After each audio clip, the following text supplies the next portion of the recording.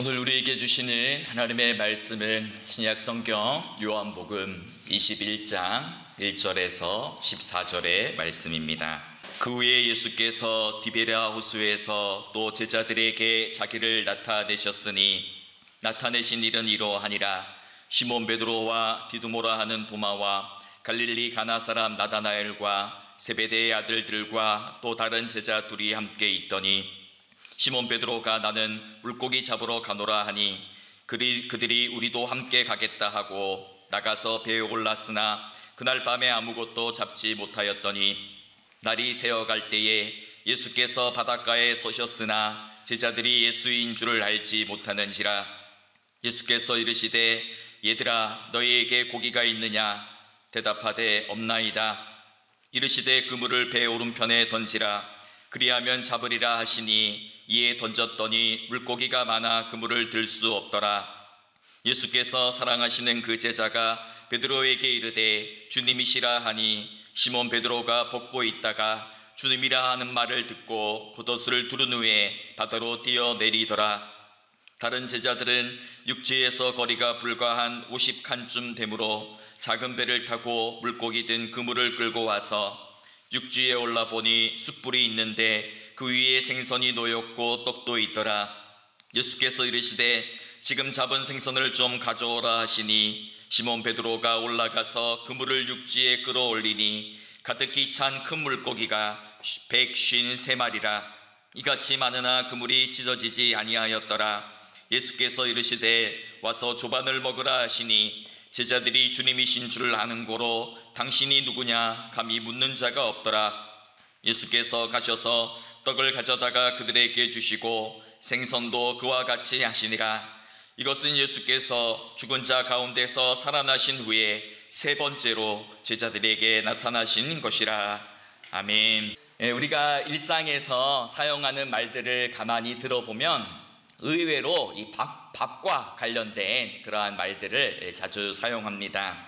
그래서 누군가에게 인사를 할 때에도 식사는 하셨습니까? 밥은 먹었니? 라고 이렇게 안부를 묻죠. 그리고 누군가에게 고마운 마음을 전할 때도 야 나중에 내가 밥 한 끼 살게 이렇게 이야기하죠. 또 아픈 사람에게도 위로할 때 어떻게 말합니까? 야 밥은 꼭 챙겨 먹어 라고 이렇게 위로의 말을 건넵니다. 그리고 가끔 자녀들을 혼낼 때는 뭐라고 하죠?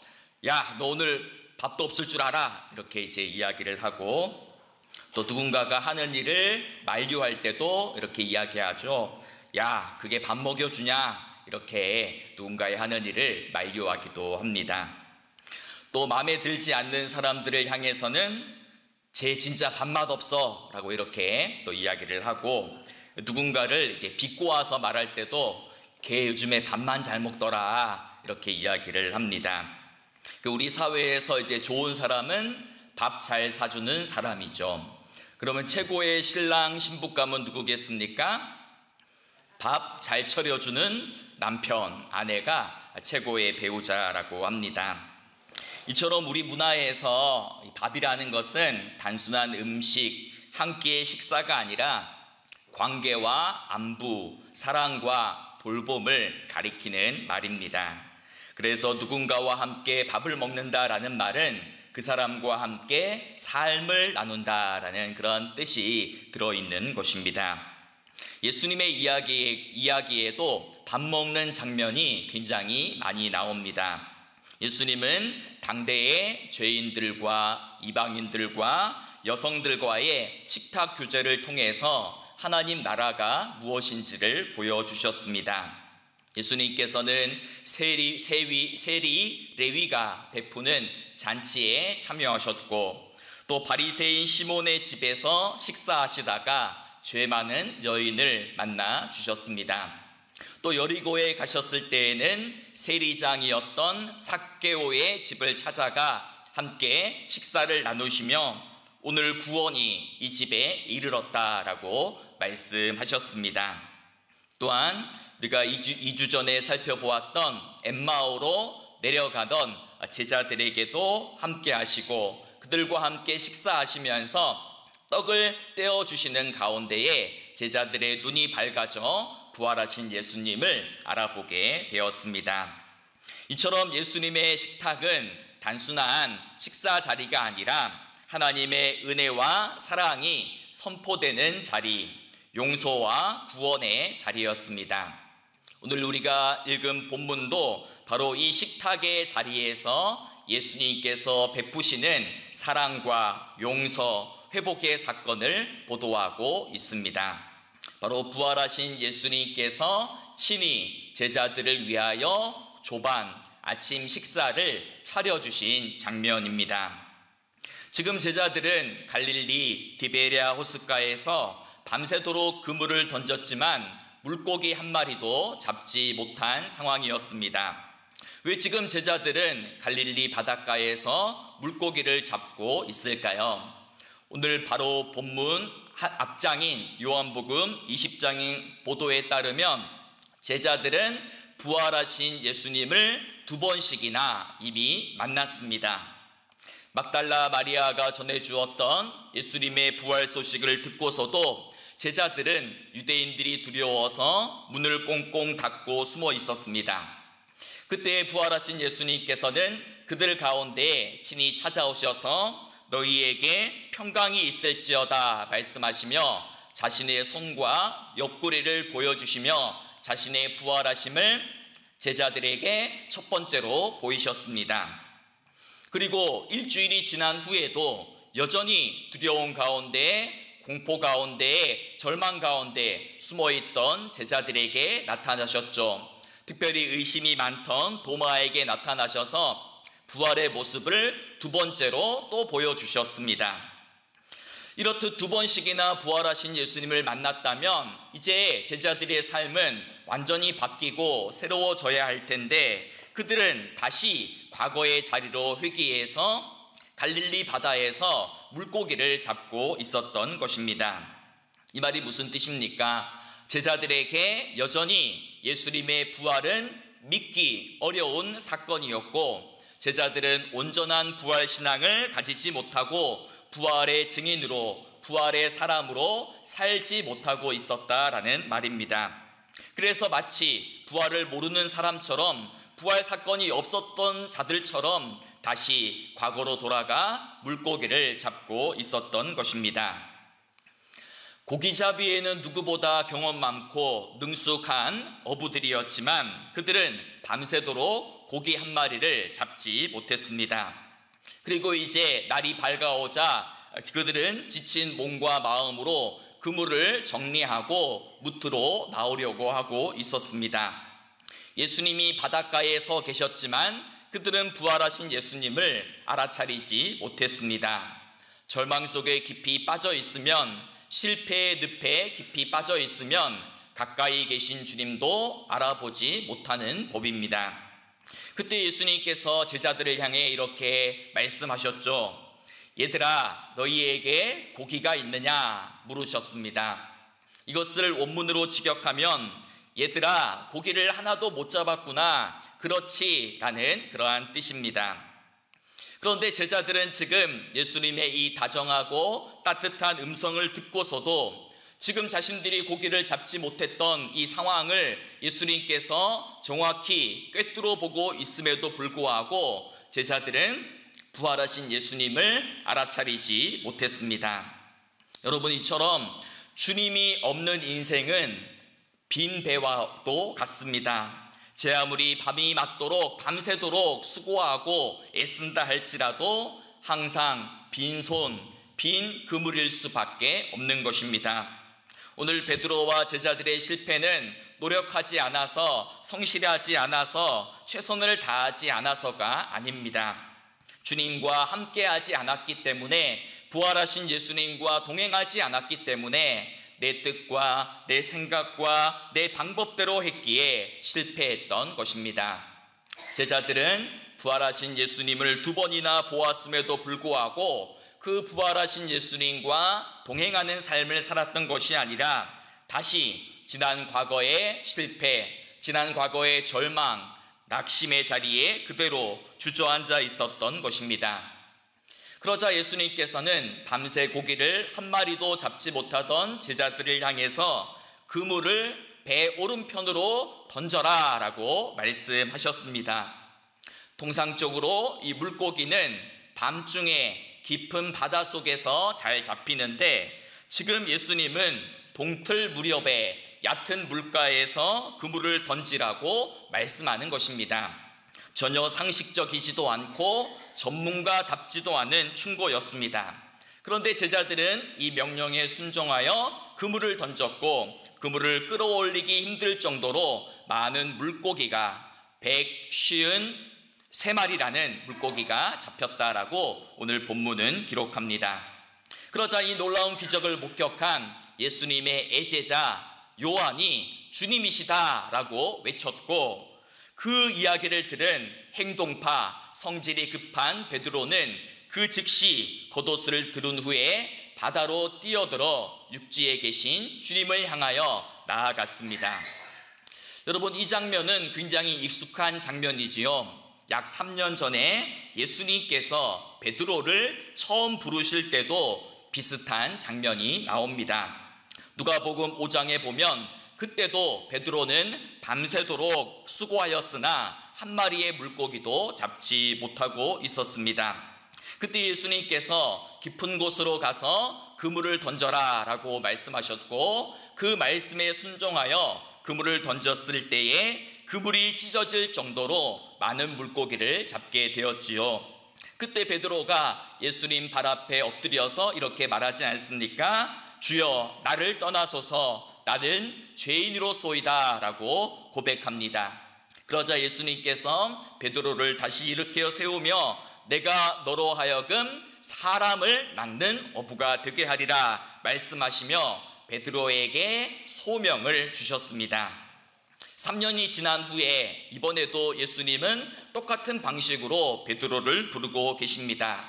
베드로야, 너 지금 여기서 뭐하고 있느냐? 사람을 낚는 어부로 부활의 증인으로 살아야 되는데 왜 다시 과거의 삶으로 돌아갔느냐? 왜 부활을 목격하고서도 여전히 밤새도록 절망과 실패의 그물만 내리고 있느냐? 라는 그러한 뉘앙스로 말없이 조용히 베드로를 첫 번째 소명의 자리, 첫 번째 사랑의 자리로 부르시며 그 사건을 동일하게 상기시키고 있는 것입니다. 베드로가 헤엄쳐서 육지에 올라가 보니 거기에는 아주 놀라운 광경이 펼쳐졌습니다. 바로 예수님께서 제자들을 위하여 정성스럽게 아침 식사를 차려 놓으신 것입니다. 9절 말씀을 보면 이렇게 나와 있죠. 육지에 올라보니 숯불이 있는데 그 위에 생선이 놓였고 떡도 있더라 라고 말씀합니다. 예수님은 밤새도록 고기를 잡느라 춥고 배고팠을 제자들을 위하여 따뜻한 숯불을 피우고 그 위에 온기가 있는 음식을 준비해 놓으신 것입니다. 단출하고 평범한 식사처럼 보이지만 베드로가 그 숯불 위에 피어져 있는 음식을 보았을 때에는 아마도 온몸에 전율을 느꼈을 것입니다. 그것은 바로 숯불 때문입니다. 성경에서 숯불이라는 단어는 딱 2번 등장합니다. 바로 오늘 본문에 등장하고 베드로가 예수님을 부인할 때 대제사장의 관저에 놓여있는 불 앞에서 예수님을 부인했습니다. 그때 등장하는 단어가 바로 이 숯불이라는 단어입니다. 우리가 잘 알고 있지 않습니까? 베드로는 예수님이 십자가를 지실 때에 3번씩이나 예수님을 모른다고 부인하며 저주했습니다. 베드로가 누구입니까? 베드로는 예수님의 제자 가운데 수제자이고 3년간 예수님과 동고동락하며 예수님의 가르침을 빠짐없이 모두 다 들었고 주님의 놀라운 기적을 바로 자기의 2눈으로 직접 목격한 사람입니다. 너희는 나를 누구라 하느냐라고 물으실 때에도 베드로는 주는 그리스도시요 살아계신 하나님의 아들입니다 라는 가장 아름다운 신앙 고백을 한 인물입니다. 또한 예수님께서 십자가 죽음을 앞두고 너희들이 다 나를 버릴 것이다 라고 예고했을 때에도 베드로는 이렇게 호언장담했습니다. 다른 사람들이 다 주를 버릴지라도 나는 결코 버리지 않겠나이다. 주님과 함께 죽을지언정 주를 부인하지 않겠습니다 라고 당당하게 말했던 인물이 바로 베드로였습니다. 그런데 이렇게 열정적으로 주님을 따랐던 베드로가 예수님을 한 번도 아닌 3번씩이나 부인했습니다. 체포당하고 신문당하시는 예수님을 따라서 대제사장의 관저까지 따라간 베드로는 바깥들에서 신문 과정을 몰래 지켜보고 있었습니다. 그때의 장면을 요한복음 18장 17절, 18절은 이렇게 보도합니다. 그때가 추운 고로 종과 아랫사람들이 불을 피우고 서서 쬐니 베드로도 함께 서서 쬐더라 라고 묘사합니다. 바로 그때 한 요정이 와서 베드로에게 묻지요. 너도 예수의 제자이지 않느냐 라고 묻자 베드로가 그냥 얼버무린 것이 아니라 나는 예수를 절대 모릅니다 라고 이렇게 부인했고, 2번째는 맹세까지 하며 부인했고, 3번째는 예수님을 저주까지 하며 부인하는 죄를 범했습니다. 한 번의 실수라면 그럴 수 있겠지라고 생각할 수 있지만 3번이라면 변명한 여지가 없는 것입니다. 오늘 본문 속에 베드로는 예수님이 손수 차려놓으신 아침 식사를 대하며 무엇보다도 그 숯불을 보면서 지난 과거의 모습이 떠올랐을 것입니다. 과거의 실패, 과거의 수치, 과거의 부끄러움이 떠올랐을 것입니다. 그런데 예수님은 베드로의 과거를 들춰내지 않으시고 와서 조반을 먹으라 말씀하시고 제자들에게 떡과 생선을 나누어 주셨습니다. 베드로와 제자들이 넘어진 자리, 바로 그 자리에서 그들을 다시 일으켜 세우시고 먹을 것을 주시며 그들을 사랑과 용서와 회복과 사명의 자리로 다시 부르고 계시는 것입니다. 여러분, 오늘은 기쁨의 50일 가운데에 부활절 5번째 주일입니다. 오늘 주일을 가리켜 교회력에서는 I am Sunday라고 부릅니다. I am 주일이다 라고 부릅니다. 왜 이렇게 부르냐면요, 예수님께서 나는 무엇이다 라고 말씀하고 자기 자신을 계시하는 선언이 7번 나옵니다. 나는 생명의 떡이다. 나는 세상의 빛이다. 나는 양의 문이다. 나는 선한 목자다. 나는 부활이요 생명이다. 나는 길이요 진리요 생명이다. 나는 참 포도나무다 라고 이렇게 7번이나 말씀하고 계십니다. 여기서 나는 무엇이다 라는 이 말을 헬라어로는 에고 에이미라고 하는데, 구약 성경에서 하나님께서 나는 스스로 있는 자다라고 말씀하는 것과 연결되는 것입니다. 그래서 오늘 부활절 5번째 주일을 가리켜서 에고 에이미 주일이다. 나는 무엇이다 주일이다. I am Sunday 주일이다 라고 부르는 것입니다. 그리고 요한복음에는 예수님께서 행하신 놀라운 일을 단순히 기적이다, 이적이다 라고 표현하지 않고 자신만의 독특한 용어를 사용해서 표적이라고 이야기합니다. 마태나 마가나 누가에는 예수님께서 기적을 행하셨다라고 이야기하는데, 요한복음에는 기적이라는 단어를 사용하지 않고 표적, 세메이온이라는 단어를 사용하고 있습니다.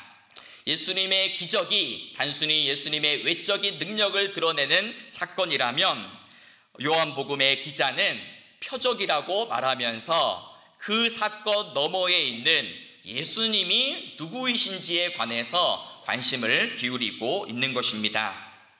여러분, 우리가 잘 아는 대로 예수님 당시에 수많은 무리들이 예수님을 따라다녔습니다. 하지만 그들은 예수님이 행하시는 놀라운 기적만 보고 열광했을 뿐 그 기적 뒤에 숨어있는 표적의 참된 의미에는 별다른 관심이 없었습니다. 예수님께서 보리떡 5개와 물고기 2마리로 남자만 5,000명이 넘는 사람들을 먹이시자 수많은 사람들이 열광하면서 예수님의 뒤를 쫓았고 심지어는 예수님을 억지로 붙잡아다가 임금으로 삼으려고 했습니다. 하지만 예수님은 무리들을 피하시며 이렇게 말씀하셨죠. 너희가 나를 찾는 까닭은 표적을 본 까닭이 아니요 떡을 먹고 배부른 까닭이로다, 이렇게 말씀하고 있는 것입니다. 즉 무리들은 지금 떡을 먹고 배가 부른 그 기적에만 열광했지 그 기적 너머에 있는 예수님이 누구이신지에 관해서는 아무런 관심이 없었던 것입니다. 여러분, 예수님께서 왜 이 오병이어의 사건을 일으키셨겠습니까? 이 오병이어의 표적 너머에 있는 의미는 무엇입니까? 요한복음 6장 35절에서 이 표적의 의미를 예수님께서 이렇게 설명하십니다. 나는 생명의 떡이니 내게 오는 자는 결코 줄이지 아니할 터이요 나를 믿는 자는 영원히 목마르지 아니하리라 말씀하고 계십니다. 즉 예수님께서 오병이어의 사건을 일으키신 이유는 예수님이 바로 생명의 떡임을 나타내고 드러내기 위함입니다. 그래서 예수님을 영접하는 자, 예수님을 받아들이는 자는 생명의 떡이신 예수님을 먹기 때문에 영원히 배고프지도 않고 목마르지도 않을 것이다, 이것을 말씀하기 위함인 것입니다. 여러분, 그런 의미에서 본다면 오늘 예수님께서 제자들의 빈 그물에다가 153마리의 물고기를 채워주신 까닭이 무엇이겠습니까? 단순히 제자들의 배고픔을 채워주기 위해서, 만선의 기쁨을 주기 위해서가 아니라 예수님이 누구이신지를 나타내고 드러내기 위함인 것입니다. 그래서 오늘 우리가 읽었던 본문 1절과 14절에는 나타내셨다라는 중요한 단어가 두 번씩이나 언급되고 있습니다. 1절을 보시면 또 제자들에게 자기를 나타내셨으니 나타내신 일은 이러하니라 말씀하시죠. 마지막 14절도 보시면 이것이 예수님께서 죽은 자 가운데서 살아나신 후 세 번째로 제자들에게 나타나신 것이라 말씀하십니다.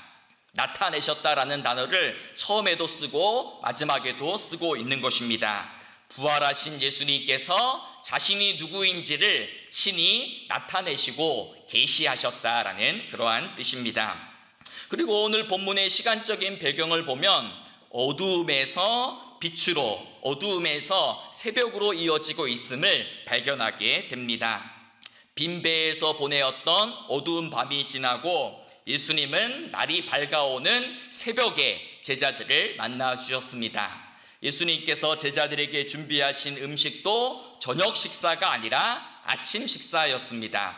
부활하신 예수님은 새벽에 나타나시고 아침에 오고 계십니다. 이것이 무슨 뜻이겠습니까? 바로 예수님이 빛이시다라는 것을 나타내는 상징입니다. 그래서 예수님의 에고 에이미 말씀 가운데 요한복음 8장 12절에 보면 이렇게 말씀하십니다.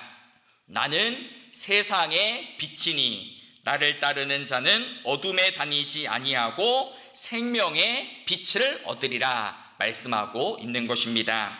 빛 대신 예수님께서 제자들의 마음과 내면에 있는 모든 어두움과 모든 그림자를 몰아내고 그들을 생명의 빛으로, 세상의 빛으로 초청하고 계신 것입니다. 더 이상 지난 과거의 어두움 속에 있지 말아라. 지난 과거의 낙심과 절망과 두려움과 실패 속에 머물러 있지 말고 부활하신 예수님을 만남으로 생명의 빛을 얻고 세상의 빛이 되어 살아가거라. 그것을 말씀하고 있는 본문이 오늘 말씀인 것입니다. 여러분, 조반을 먹은 후에 예수님께서 베드로를 따로 불러 이렇게 물으시죠. 요한의 아들 시몬아, 내가 이 사람들보다 나를 더 사랑하느냐? 요한의 아들 시몬아, 내가 나를 사랑하느냐? 내가 나를 사랑하느냐라고 세 번씩이나 연거푸 물으셨습니다. 예수님은 지금 지난 베드로의 과거를 탓하거나 정죄하거나 그의 약점과 수치를 드러내어서 공격하고 있지 않습니다. 배불리 먹인 후에 이제 본격적으로 야단을 치시지도 않습니다. 오히려 베드로가 지난 과거의 실패와 허물과 수치와 부끄러움 속에서 자책하며 살아가지 않도록 하기 위하여 그의 약점과 허물을 덮어주시며 용기를 북돋아주고 용서해 주시기 위하여 묻고 계시는 것입니다. 베드로가 3번 주님을 부인했기에 3번 사랑의 고백을 하도록 베드로에게 묻고 계시는 것입니다. 이에 베드로가 어떻게 대답을 했습니까? 내가 주님을 사랑하는 줄 주께서 아십니다 라는 대답을 3번씩이나 했습니다. 베드로 역시 지난 과거를 변명하지 않습니다. 또한 다른 이들에게 자신의 과오를, 자신의 책임을 전가시키지도 않습니다. 또 과거처럼 이제 앞으로는 절대로 주님을 부인하지 않겠습니다 호언장담하지도 않습니다. 오히려 베드로는 주님, 저는 그저 주님을 사랑합니다. 제가 약하고 부족하지만 그래도 주님을 사랑하는 이 마음만큼은 주님께서 아십니다. 주님께서 나의 모든 것을 다 알고 계시니 나의 약함도, 나의 부족함도, 나의 눈물도, 나의 실패도 다 알고 계시오니 나는 앞으로 주님을 따르겠습니다. 내가 주님을 사랑합니다. 그렇게 고백을 하고 있지요. 이에 예수님께서는 베드로에게 사명을 맡기십니다. 내 어린 양을 먹이라, 내 양을 치라, 내 양을 먹이라 말씀하십니다. 즉 실패한 자리에서 베드로를 다시 일으켜 세우시며 베드로를 사명의 자리로, 소명의 자리로 부르고 계시는 것입니다.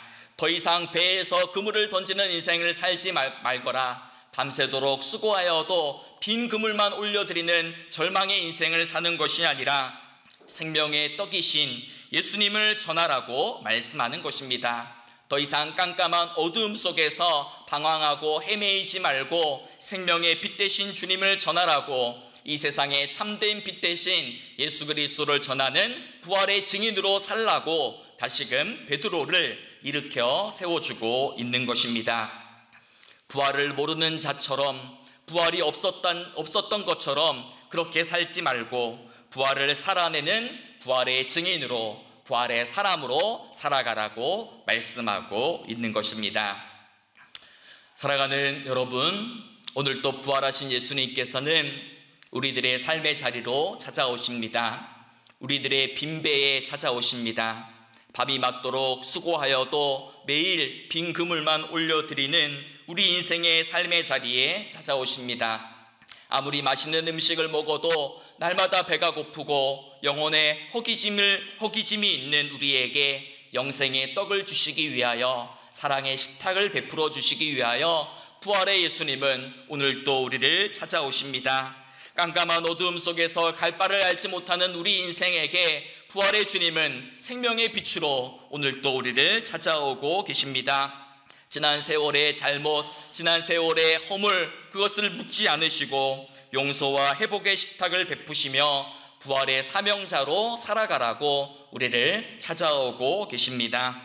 와서 조반을 먹으라 말씀하시며 우리를 회복시키시고 내 양을 먹이라 말씀하시며 다시 사명의 자리로, 사람을 낚는 업으로, 부활의 증인으로 우리를 부르고 계시는 것입니다. 사랑하는 우리 성도 여러분, 우리도 때로 베드로처럼 넘어질 수 있습니다. 실패할 수 있습니다. 때때로 믿음이 흔들리고 부활을 믿으면서도, 부활의 사건을 알면서도 다시 과거의 삶으로 돌아가며 회개할 때가 있습니다. 하지만 부활하신 예수님은 오늘도, 지금도 우리를 위하여, 여러분들을 위하여 따뜻한 음식을 차려 놓으시고 우리를 사랑의 식탁으로, 용서의 식탁으로 부르고 계십니다. 그리고 말씀하십니다. 와서 먹으라, 와서 배불리 먹으라, 그리고 이제 다시 일어나라, 실패 넘어 부활의 사람으로 살아가거라 말씀하고 계시는 것입니다. 낙심과 좌절의 그물에서 벗어나 은혜의 식탁에서 힘을 얻고 다시 부르심의 길로, 부활의 증인으로, 부활의 사람으로 힘차게 살아가는 우리 모든 광덕교회 성도님 되시기를 간절히 축복하며 축원드립니다.